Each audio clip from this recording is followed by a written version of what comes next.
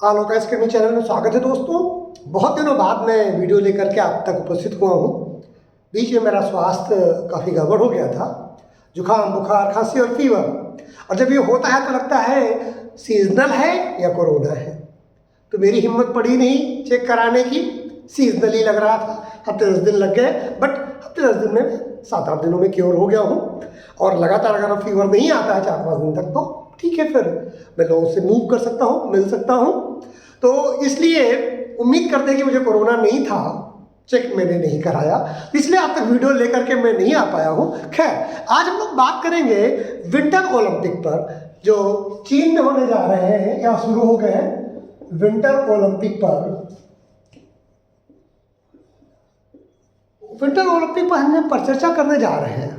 ये करंट का एक टॉपिक है और ये अंतर्राष्ट्रीय स्तर पर इसका बड़ा महत्व है, इसलिए मैं ये वीडियो आप तक लेकर के आ रहा हूँ।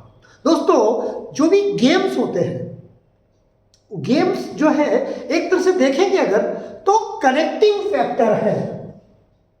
गेम्स क्या है? कनेक्टिंग फैक्टर्स होते हैं। यानी अगर आप देखें तो इंटरनेशनलिज्म या जो गेम्स है वो अंतरराष्ट्रीयतावाद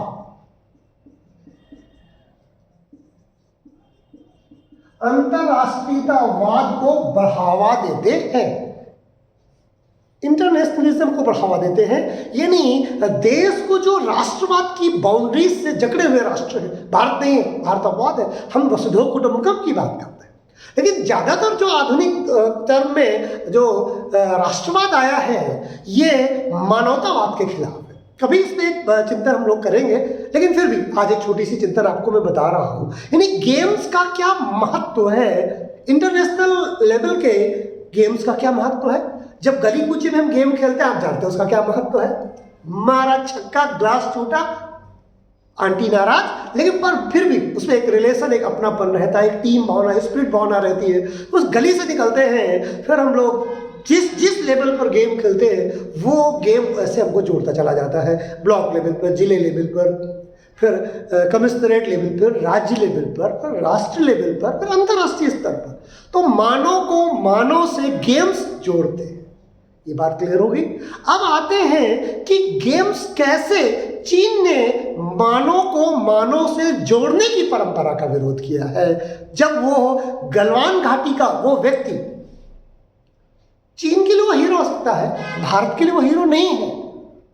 तो कोई भी देश जब कभी अंतर्राष्ट्रीय स्तर का अपने हम आयोजन करवाता है तो बात वो तय करता है कि कोई भी पॉलिटिकल मैटर उसमें न उठाया जाए। यानी जब भी कोई ओलंपिक जैसे लेवल के गेम्स होते हैं, कोई भी गेम्स होते हैं, उसमें जो पॉलिटिकल इश्यूज है या ये कहें पॉलिटिकल डिस्प्यूटेड इश्यूज है या पॉलिटिकल इश्यूज है, हम दोनों में से किसी बिंदु को छूते नहीं। अब गलती क्या की चीन ने? चीन क्योंकि इस समय दुनिया की सेकंड लार्जेस्ट इकोनॉमी है और वो उस पैसे की गर्मी को बर्दाश्त नहीं कर पा रहा। हमारे कहते हैं ना, पैसे की गर्मी को बर्दाश्त नहीं होगा। तो उस वही जो कनपुरिया भाषा में कहते हैं ना, पैसे की गर्मी को बर्दाश्त, चीन भी इस समय वो पैसे की गर्मी को बर्दाश्त नहीं कर पा रहा। तो दोस्तों, इसीलिए चाइना उस गर्मी को निकालने के लिए तरह तरह के हथकंडे प्रयोग कर रहा है। उस गर्मी वाली शक्ति या पैसे की गर्मी की शक्ति का वो उपयोग या दुरुपयोग कर रहा है। उसने क्या दुरुपयोग किया कि जो एक ओलंपिक गेम्स में एक अनरिटन एजेंडा था कि सरकारें कोशिश क्या करती हैं कि इंटरनेशनल मैटर्स को, डिस्प्यूटेड मैटर्स को वो नहीं छूती है। लेकिन चीन ने अपनी दादागिरी दिखाते हुए गलवान घाटी का वो जो विलेन था, हमारे लिए विलेन था, उसको वो मसाल पकड़ाता है। अब क्योंकि भारत बदल चुका है, आप माने या न माने, भारत अब रिएक्ट करता है। हमारी जो फॉरेन पॉलिसी थी, पैसिव फॉरेन पॉलिसी थी, अब वो एक्टिव फॉरेन पॉलिसी में कन्वर्ट हो गई। हमें कोई कुछ भी कहता रहे, हम रिएक्ट नहीं करते थे अनेक कारणों से। उसमें पॉलिटिकल मैटर पे नहीं जाते, सरकार पे नहीं जाते। भारत क्या है, इंडिया क्या है। जब हम अंतर्राष्ट्रीय मैटर की बात करते हैं, उसमें बीजेपी, उसमें कांग्रेस, उसमें सपा, उसमें बसपा, भाजपा, नहीं, नो, वो अंदर के मैटर पर है कि हम सपा पसंद करते, बसपा पसंद करते, बीजेपी पसंद करते, कांग्रेस। जब अंतर्राष्ट्रीय स्तर की जब हम बात करेंगे तो भारत की बात करें, भारत की विदेश नीति इस समय क्या है? पैसिव फॉरेन पॉलिसी है। आप जो करेंगे भारत उसको रिएक्ट करेगा। वर्तमान भारत इस तरह से कार्य करता है। 1 दशक, 2 दशक, 3 दशक पुराना भारत इस तरह से कार्य नहीं करता था। ये भारत भी दुनिया की होने वाली तीसरी लार्जेस्ट इकोनॉमी है। अगर दूसरी चाइना है, they are going to become third largest economy in world. Fourth तो है ही, तो थर्ड लार्जेस्ट इकोनॉमी हम भी बनने जा रहे हैं।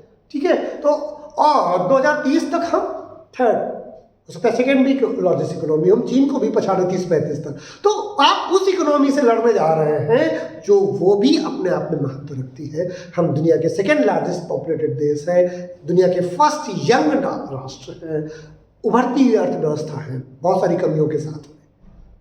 कमियां तो रहती है जब 130 करोड़ लोग रहते हैं उस देश में। तो चीन ने जो राजनीतिक मुद्दा उठाया, उस राजनीतिक मुद्दे का भारत ने प्रतिकार किया। और इस तरह से देखेंगे कि जो विंटर ओलंपिक है, जिसको अमेरिका पहले से ही राजनयिक बहिष्कार कर रहा था, ये यूरोपियन यूनियन पहले से ही लगभग राजनयिक बहिष्कार में थी, और अब भारत भी उसी राजनयिक बहिष्कार में शामिल है।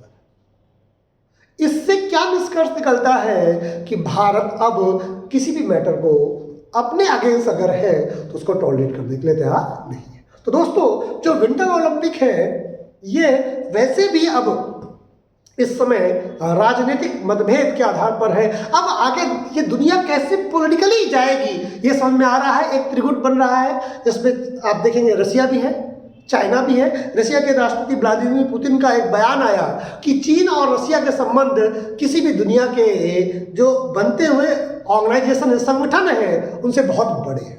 इसके अपने बहुत सारे मायने रखते हैं। इसका मतलब ये है कि चीन और रसिया बहुत गहरे और भी अंतर्राष्ट्रीय स्तर पर रसिया और चीन एक ऑर्गेनाइजेशन के रूप में, एक संगठन के रूप में, एक विचार के रूप में आगे बढ़े। आप देखेंगे कि रसिया हमारा बहुत अच्छा मित्र रहा है, आगे भी रहेगा, उम्मीद करते हैं। लेकिन जब भी मैटर चाइना का जब मैटर आता है तो रसिया चुप हो जाता है। वो कहता है एक तरफ दोस्त है, एक तरफ भाई है। यानी चाइना उसका भाई है, तो भाई के साथ और दोस्त का मैटर जब आता है तो ना वो भाई का पक्ष लेता है ना दोस्त का। हाँ, जब वो पक्ष लेते हुए दिखता है तो रूस का पक्ष लेता है। यानी अगर वो चाइना रसिया का समर्थन कर रसिया चाइना का समर्थन कर रहा है, इसका मतलब वो इसलिए कर रहा है क्योंकि उससे उसको ज़्यादा बेनिफिट है। रसिया इंडिया का जब समर्थन करता है, चाइना का नहीं करता, तो उसको अपने बेनिफिट लगते हैं। इस तरह से रसिया भारत और चीन के साथ खेलता है शक्ति संतुलन के माध्यम से। ना वो चीन को इतना मजबूत होने देना चाहता है, ना इतना कमजोर होने देना चाहता है। तो दोनों चीजें इस समय चल रही हैं। तो विंटर ओलंपिक में कौन कितने पदक जीतेगा, कौन क्या होगा, ये मैटर आप तक तो ऐसे पहुंच जाएगा। लेकिन टिल देन टुडे उसमें भी हम कभी वीडियो बना लेंगे।